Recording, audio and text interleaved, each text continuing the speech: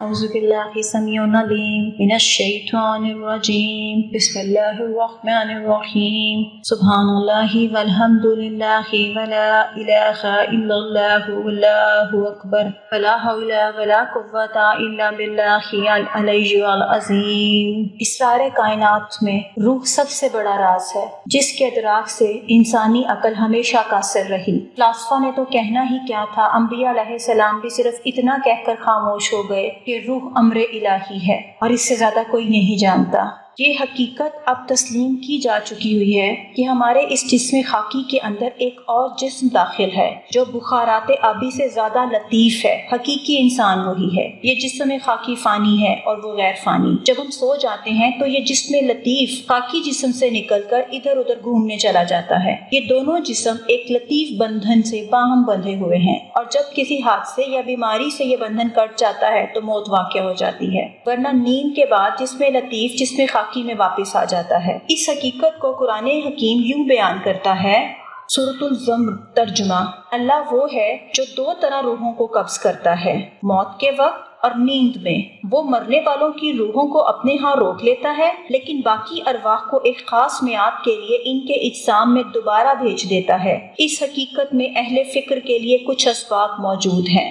دل اصل میں روح کا مسکن ہے، کیونکہ روح کا تعلق اگر ہمارے جسم سے ہے تو وہ کہیں نہ کہیں تو قیام کا پذیر ہے۔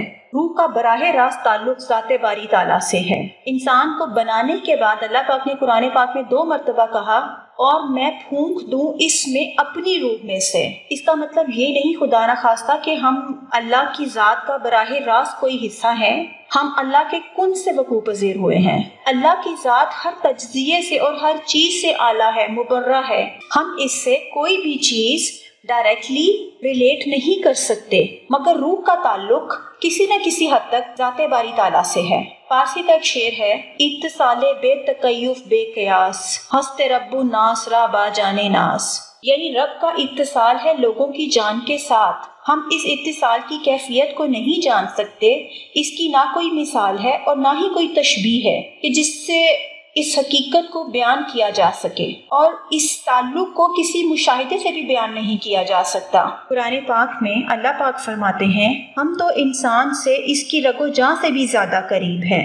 اس کے لیے ایک شعر بھی ہے، جانے نہاں در جسم او در جانے نہاں، اے نہاں اندر نہاں اے جانے جان۔ یعنی ہمیں یہ معلوم ہے کہ ہمارے جسم میں جان موجود ہے، یہ ہر شخص جانتا ہے، مگر جان ہے کہاں پہ، یہ کس عضو میں پنہاں ہے، یہ کوئی نہیں جانتا اور نہ ہی آج تک یہ کوئی جان سکا ہے۔ آپ بڑی سے بڑی فزیولوجی کی کتابیں پڑھ جائیں لیکن آپ کو یہ پتہ نہیں چلے گا کہ جان اصل میں ہمارے جسم کے اندر موجود کس حصے میں ہے اور وہ کس طرح سے ہمارے جسم کے ساتھ جڑی ہوئی ہے۔ روح انسانی جسم میں پنہاں ہے مگر وہ کہاں ہے کوئی نہیں جانتا۔ جان بھی ایک مخفی حقیقت ہے، جس طرح سے روح جانے انسانی میں پنہاں ہے، اسی طرح سے جان بھی ایک ایسی حقیقت ہے جس کے بارے میں کوئی نہیں جانتا۔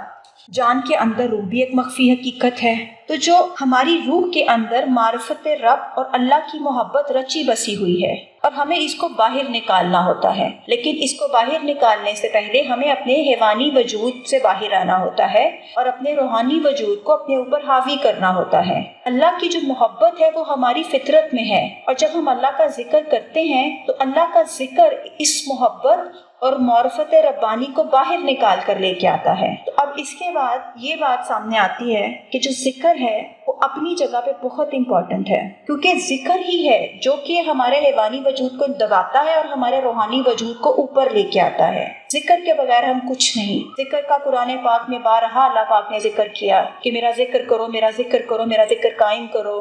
سب سے جو بڑا ذکر ہے وہ بذات خود قرآن پاک ہے۔ اس کے بعد جو دوسرا ذکر ہے وہ صرف قولی ہی نہیں بلکہ عملی بھی ہے، اور وہ ہے نماز۔ اقیم الصلاۃ للذکر، قائم رکھو نماز کو میری یاد کے لیے۔ جب ہم رکوع کرتے ہیں یا جب ہم سجدے میں جاتے ہیں تو ہم اپنے وجود سے اللہ کے سامنے انتہائی عجز و انکساری کا اظہار کرتے ہیں۔ نماز میں تسبیح بھی ہے، تہلیل بھی ہے، تکبیر بھی ہے۔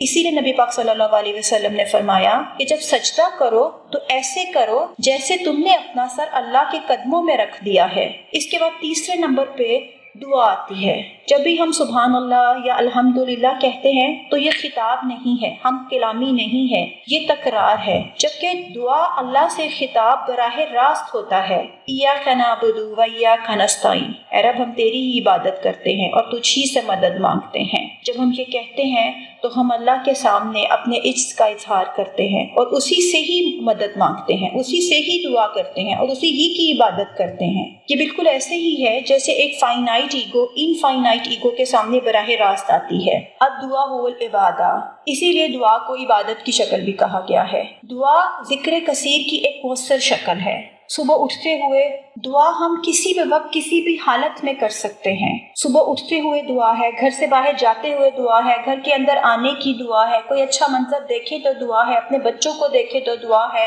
اپنے شوہر کو دیکھیں یا اپنی بیوی کو دیکھے تو دعا ہے۔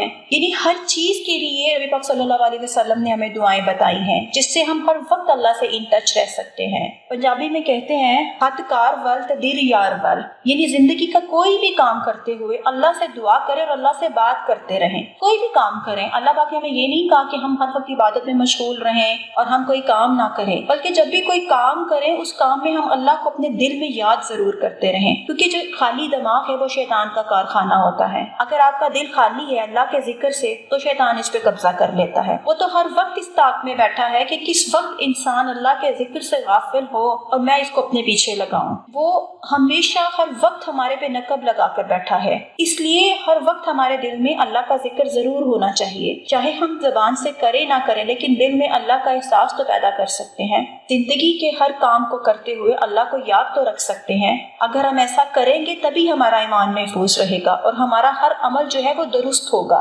اگر ذکر الہی میں کمی آ گئی تو ہم نے خود بخود اپنے آپ کو اپنے دشمن کے سامنے ایکسپوز کر دیا ہے۔ ہمیں اندازہ نہیں اس بات کا کہ شیطان کس طرح سے ہماری طاق میں ہے، اور وہ ہمیں اتنا جانتا ہے جتنا کہ ہم خود بھی اپنے آپ کو نہیں جانتے۔ تو اس لیے اللہ پاک نے بھی کہا ہے قرآن پاک میں کہ کھڑے بیٹھے لیٹے اور اپنے پہلوؤں کے بل اور ہر حال میں ہر لمحے اللہ کو یاد رکھو۔ ہر کام کو کرنے سے پہلے، ہر کام کے کرنے کے بعد نبی پاک صلی اللہ علیہ وسلم نے مخصوص دعائیں بتائی ہیں۔ آپ کی ایک دعاؤں کی کتاب ہے جو کہ ہم اپنے پاس رکھ سکتے ہیں۔ اب تو ہمارے پاس موبائل میں ایک ایپ ہے جس کو ہم کر سکتے ہیں، جس کے اندر تمام مسنون دعائیں ہیں جو کہ ہم ساتھ ساتھ پڑھ سکتے ہیں۔ اگر ہم یاد نہیں کر سکتے تو کم سے کم ہم اس کو اپنے موبائل میں دیکھ کے اس کو پڑھ تو سکتے ہیں، یا کچھ بھی نہیں کر سکتے دل میں تو اللہ کو یاد کر سکتے ہیں۔ اس کے بعد اذکار مسنونہ ہے جس میں سبحان اللہ، الحمدللہ، اللہ اکبر ہے۔ اس کے بعد سبحان اللہ و بحمدہ ہے۔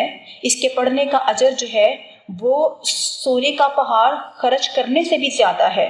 خاص طور پہ یہ اس وقت کے لیے ہے جب ہمیں کسی چیز سے کوئی خوف آ رہا ہو، رات کے اندھیرے سے یا دشمن سے اور مال کے خرچ کرنے سے۔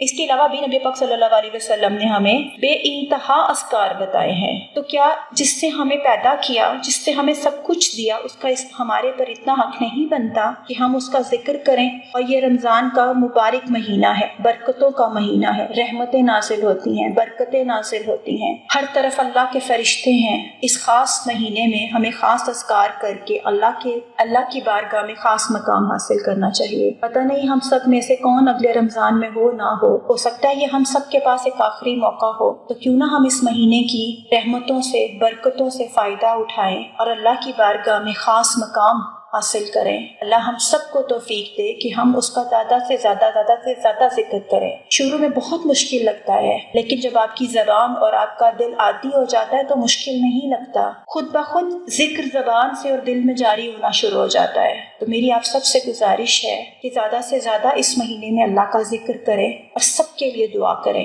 اللہ ہم سب کا حامی و ناصر۔